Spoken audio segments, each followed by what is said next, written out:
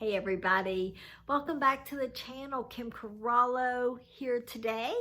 And today we have a little bit of a different video to do for you today. I have some notes, so if you see me looking down, it's because I get off track. Like I get on something and I'm afraid I'm going to leave something out. And this video is all about markets.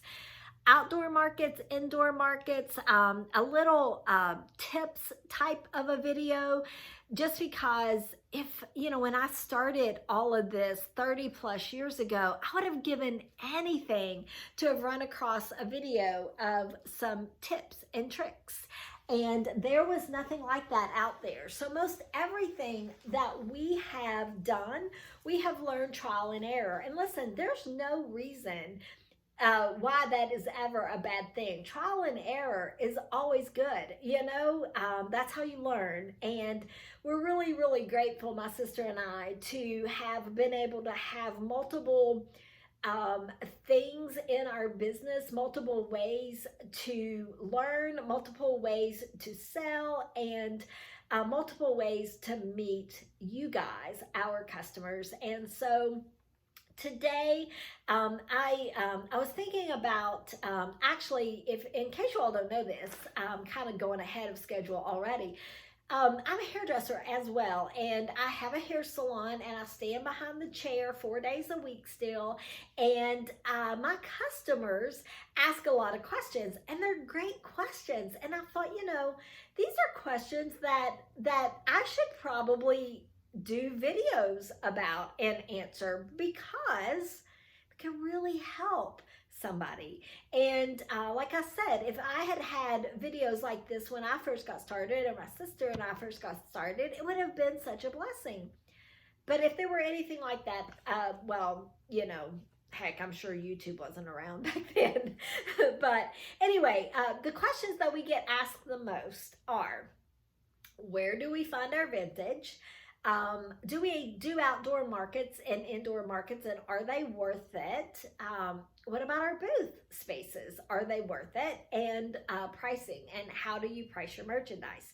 So that is a lot of info to kind of do one video. So I've decided that I'm going to break it down, and I'm going to do the 4 different videos, maybe add to it if I can think of more things along the way. And then hopefully these videos will find the right people that need the, just that little boost of confidence. Like, yeah, it's a lot of work, but it's a lot of fun too. And you can do it, right? You can do it. So today is all about market tips, and I just want to tell you that we have done craft type markets for 30 plus years. We have never done a full-on just vintage market. Our show that we currently do, and we are down to just doing one, and it is not because they're not worth it. It is only because they are a lot of work, and we have structured in other ways that we are doing business. And so we have let go some of our shows. But the one show that we currently still do, it was an 80-20, and we used to be able to do 80% handmade and 20% non-handmade, which was the vintage stuff. But that was only because we were grandfathered in 30 plus years of doing the show. But they've taken that away. They've gone back to just wanting it to be completely handmade, and we respect that and we understand that. So we won't be able to take the vintage with us any longer, but that's okay. We may end up doing a vintage show along the way some other time. So let's just talk about some things that we have learned like along the way that could maybe help you. So if you're questioning that you may want to do it, is it worth it? Guys, I personally, in all the 30 years, I have had one show that was not worth it to do. And when I say it wasn't worth it to do, and what I mean by that is I didn't turn a profit. But 1 in 30 plus years, I think that's okay. Now that particular show, it was discouraging. And I had to look at the positives. I had to look that I was with a friend and we were both selling. I had to look at that they had lots of food booths, and you know what, I love a food booth, so I got some good food, and I got to just mainly just spend time with my friend that also had a booth there. We shared hotel expense and stuff, but that one was a walk away without a profit. And you may have that, okay? You may have that, but it is very unlikely. And let me tell you why. Um, People that tend to go to craft shows and markets, they go to buy. You will have people that they're just there to hang out with their sister or their mother or their aunt. Yeah, you will have those people. But this is the number one tip I'm going to give you. Before you sign up for the event, go to it first. Go to it and check it out. And the reason why I think that is really sound advice. First of all, every year is going to be a little different, but you can look at some of the things that the event does that they're probably not going to change. And it's kind of like, the spacing of the vendors and how they have it laid out. And was there enough parking? Because parking, if there's not enough parking and folks, or the parking's just bad in general, that could be a deterrent for the next year, that customer returning. So that's one thing I would tell you to look at. Is it an indoor event? If it's an indoor event, it's kind of like a no-brainer because you don't have to worry about weather, and that takes one big thing off. Now, in the 30 plus years too, we've done not mostly, but a lot of outdoor shows, and we've only had one rain out. So, you do have to factor that in. And if it is a large amount of money and you're concerned about it and it's the first year, maybe look for an indoor show as opposed to an outdoor show. So I'm telling you to go and shop around the market, look to see like what the crowds are like, and if it's a large crowd, also look to see if people are buying anything. Because if it's just a bunch of looky-loos, there's nothing wrong with that, but you're doing the show to make a profit. And if it is just pulling in a lot of people that just want to hang out and have a fun day, and they're not really interested in purchasing, that could be a bad day for you. That could be like that one show I told you I did. Now, my friend did really well, so I think for me it was more about merchandise and the type of merchandise I had. And then, so that is the before you get started, do some homework, shop it, and that type of thing. Also ask if you can get the same spot. So the first year you do a show, it's sort of like throwing spaghetti to a wall and see if it sticks, because you don't have any customers yet, at least at that show. Now, you may have been doing other shows, and hopefully if you have an email list and you can send an email to tell folks where you are. But if not, that's okay. See if you get that same spot the next year if you want to return. That's how your customers start to find you. So the people that are shopping with you will look for you again, and they will go to that same spot. So it is really important, and it's really important even if the coordinator says that it isn't. So we've had shows before where they're like, oh no, they shop the whole show. Well, it's not about shopping the whole show. It's about finding the person they're looking for, and that's just easier if you're in the same spot. Okay, and we did say, I think earlier, we did say making sure that the parking was good, but also if it's a paid parking event and a paid show, None of the shows that we have ever done have been paid. However, I'm not against paid. I feel like lately, more of the shows that I've gone to just for shopping have been paid events. And that's not a turnoff for me. However, the last vintage show that I went to, it was the first year that he paid for parking and paid to get in. And it was a $30 turnaround just to walk through the door. Again, the parking was a bit of a surprise, but not a deal breaker. And I knew I was going to have to pay the fee to get in. And I had been to this show before, and it was great fun. And I was happy to go back. But I heard a lot of complaints. And when I say a lot, like, I mean, over and over and over, different people complaining about it. Some people saying, you know, they wouldn't come back. And I think it wasn't advertised about the parking. So that was something that was not expected. Had they been there before, they should have known they had to pay to get in. So, you know, one vendor, I even heard her say back, you know, well, we hate that, but that's kind of how they pay for the event. And, you know, it wasn't her place. I think the only reason why they were saying anything is maybe hopeful to get the vendors to say something to the coordinators. So keep that in mind, that could be a negative. I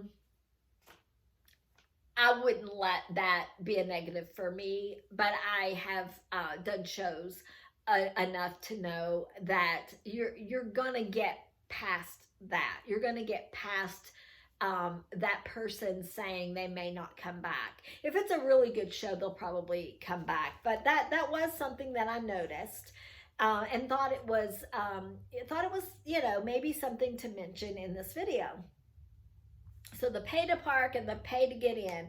Okay, so now you've got your space, and I would suggest that you sort of map it out. They'll tell you what the size of it is, and try to kind of map it out so that when you're there to set up, you can move a little faster. So the first time you do it, it's going to be a little bit of a challenge. You've never done it before. But if you are good about in your head mapping out, you know, I wouldn't probably go as far as set it up and break it down. I've known people that have done that. But if you have time and you want to, that's great. I know people that do that and they take photographs. I don't have time for that, but I do sketch it. And I do make sure that I know my tables are going to go here. You know, furniture, if you've got larger pieces of furniture, you're going to have this, you know, a spot for them. So that brings us to what type of inventory to bring. I am going to say that 95% of your sales are going to be smalls. And so you have to have a lot of it, especially if it's more than a one-day show. Lots and lots of inventory if you plan on replenishing every day. And I would suggest that, you know, you do that by having a trailer. So usually what they do is they let you set up, and then I would cover all my tables, and I would have stuff stuck under tables. So even throughout the day, you can pull from it. And then at the end of the day, they usually give you like a 30-minute time frame of which you can use to replenish your booth spaces. So have everything pre-priced and have a price on everything, because if you don't, most people won't ask. They feel like that if it's a little bit out of their budget, that will be offensive if they set it down. Make sure every single thing has a price tag on it. And if I were you, I would mean everything, even your display pieces, because people will want those. And if you don't really want to sell them, then just put I don't want to sell this price on it, but at least have a price on there. And 95% of smalls, but furniture does sell, it just moves slower. Medium-sized pieces of furniture like small tables and plant stands, anything that people can carry, they love that. Lamps are a big seller, so lamps are another good thing. If you have electricity, that's always a bonus, but a lot of times you just won't. So maybe try to figure out, because if they can't test the lamp, they may not want to buy it. So maybe have something set up where you know where outlets are for them to test the lamps or anything that lights up. Make sure that you have enough inventory to cover your costs. And some of the costs that you're gonna have to cover is obviously your booth space, food, hotel if you have to get a hotel for multiple nights, and gas, and if you don't own a trailer and you have to rent a trailer. So keep that in mind with pricing. That'll also keep in mind of just approximately how much stuff you're going to have to put in that space. I already told you to make sure that everything had a price tag on it. Make sure that you have it set up pretty and inviting, and make little vignettes. And what I have found, when things are set up that way, people will oftentimes buy multiple things. They'll see that vignette and they'll think, oh, that'll look great in my dining room, or that'll look great in my living room or on a side table, and they buy the whole thing. So it's it's just helpful for you, but it's also helpful for the customer if they don't know how to do that when they get home. Kind of lost my train of thought there a little bit. Told you to have prices on everything. Videotaping and photographs. A lot of people will have signs that says no photographs and no videotaping. Guys, in our market today where social media is huge, I would suggest just allow it. I don't think people are trying to take your ideas. I just think people are sharing, and I would sort of like look at it as, they're pushing you out.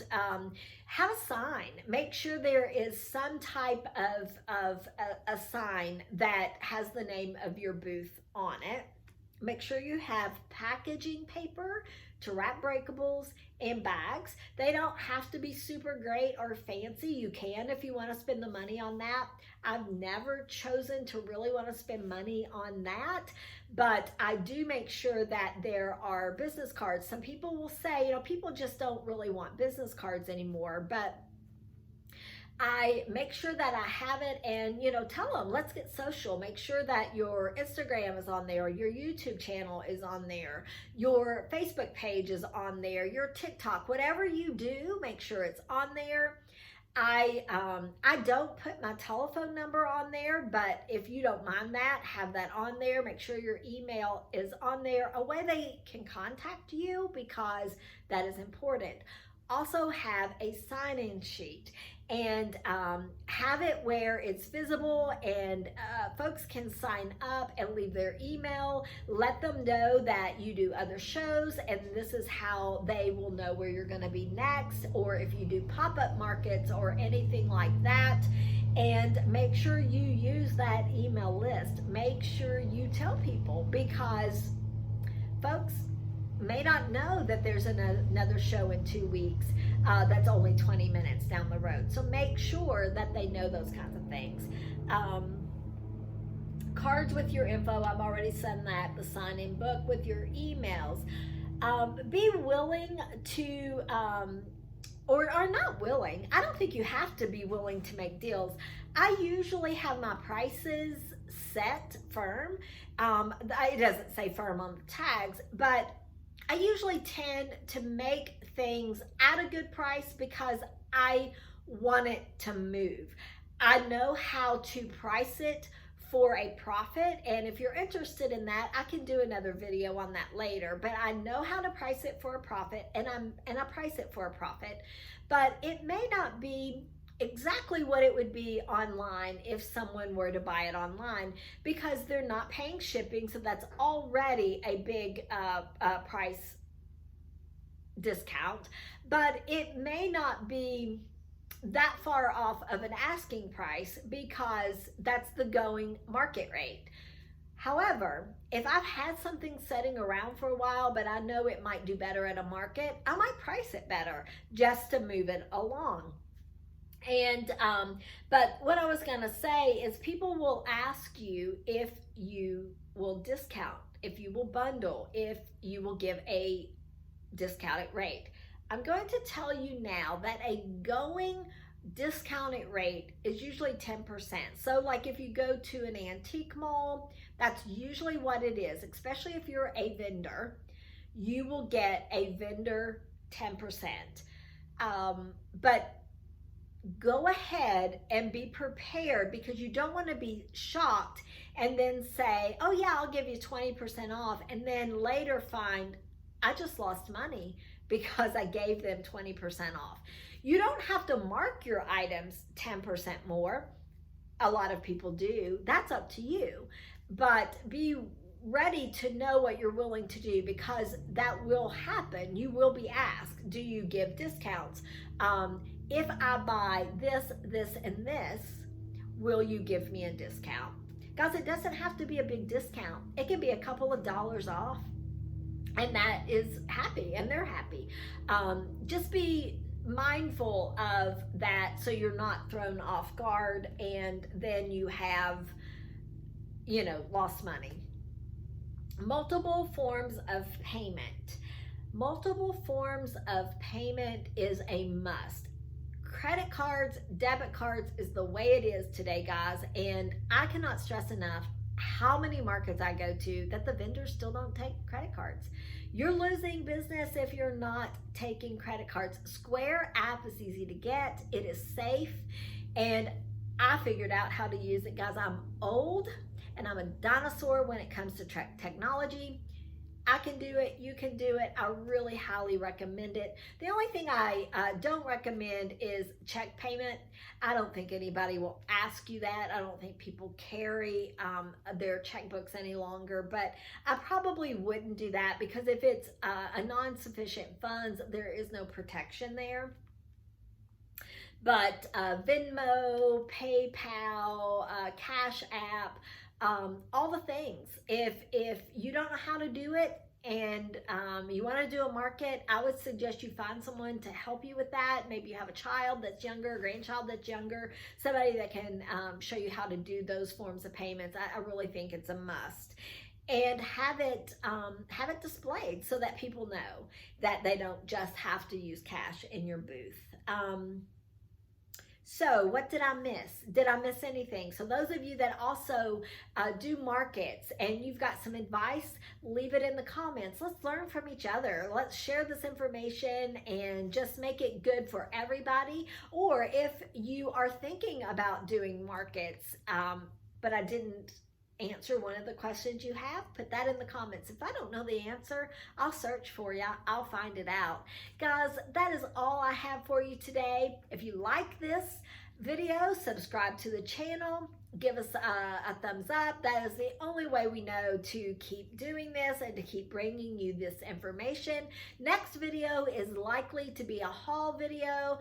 I just recently picked up some really good things, but the videos coming up for tips will be booth spaces and are they worth it. There's a pricing video out there that I am definitely going to do, because that is something that is hard, I think, for everybody, including myself. But I've come up with a way I do it that I think is pretty good, and I'm willing to share it. I'm willing to let you know that. And where do I find my vintage? Where can you find vintage? And